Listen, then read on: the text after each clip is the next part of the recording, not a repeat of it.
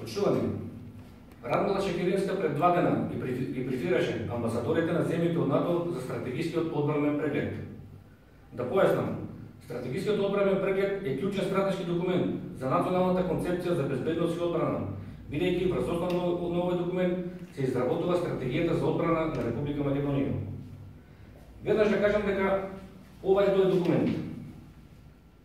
Стратегискиот преглед кој предизвикува сериозна загриженост кај единствена Македонија во однос на одбраната на државата, но за неговата поразителна содржина за одбраната нема да зборувам од причина, како што гледате, носи назнака доверливо. Станува збор за класифициран документ. Меѓутоа, Радмила Шекеринска на брифингот со амбасадорите на земјите од НАТО изнесе повеќе лаги, кои не би биле ништо ново со оглед на секојдневните лаги на марионетската плаца во Скопје.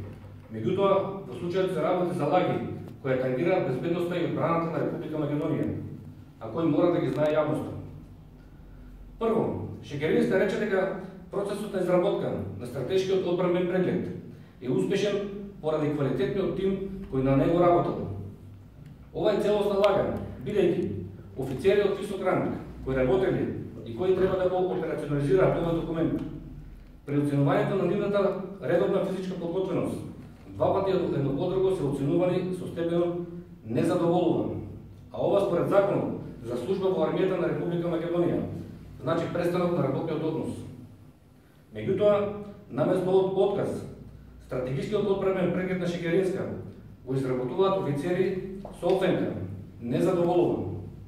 Со еден збор, стратешкиот одбранен преглед го изготвуваат офицери кои фактички подолго време се неспособни за извршување на своите функции.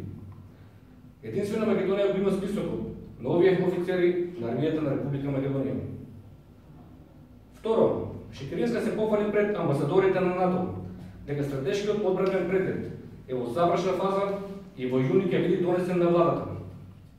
Меѓутоа, тоа значи дека Шекеринска не го ферма правниот поредок, бидејќи стратешкиот одбранен преглед не е донесен според неопходните законски процедури.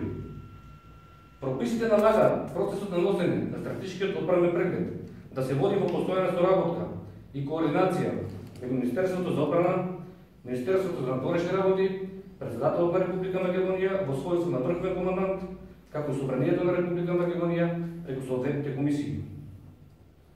Со оглед на тоа што не е запазена законската процедура, односно основано се наметнува заклучокот дека стратегискиот одбранен преглед е донесен од некој засега не идентификуван вон институционален центар, бидејќи сите наведени државни органи не се координирани и недозволиво се прескокнати. Може би работите стануваат појасни од изјавата на американскиот амбасадор Джеф Бейли, кој беше на брифингот и кој рече дека може да посведочи за стратегискиот одбранен преглед како одличен документ и за вредната работа на компетентни лица од армијата на Република Македонија. Ваквата изјава јасно кажува дека Бейли во детали е запознат со стратешкиот одбранен преглед, кој пак, како што ви назначив, носи назнака доверливо, значи е државна тајна.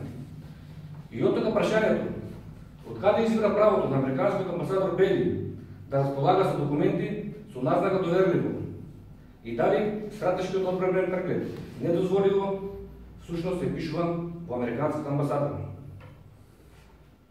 Понатаму, Шекеринска рече дека наша цел е мала, модерна армија.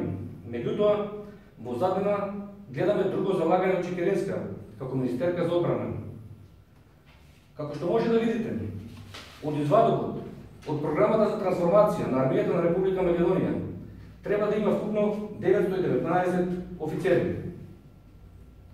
А Шекеринска го зголемила бројот, како што гледате, на 1646, што значи разлика од 727 преку број на офицери. Значи ништо од јавното залагање на Шекеринска за мала и модерна армија. Значи, Македонија има нешто како карикатура од армија, без редовен воен рок, со мал број на војници, по договор. А како што гледате од извадокот, енормно голем број на армиски офицери, голем број на офицерски кадар, или народски кажано, ние сега имаме повеќе генерали отколку војници. На крај, го повикуваме председателот Иванов со оглед на неговите обврски во делот на вооружените сили, како врховен командант, да направи потемелно согледување како е можно ваквите пропусти од воените стратешки документи да не бидат навреме детектирани и изфилтрирани од аналитичкиот оддел на воените безбедностни структури. Новата легална власт на Единствена Македонија ќе ги расчисти целосно националните предрасла согласно законите што ќе произлезат од новиот македонски устав.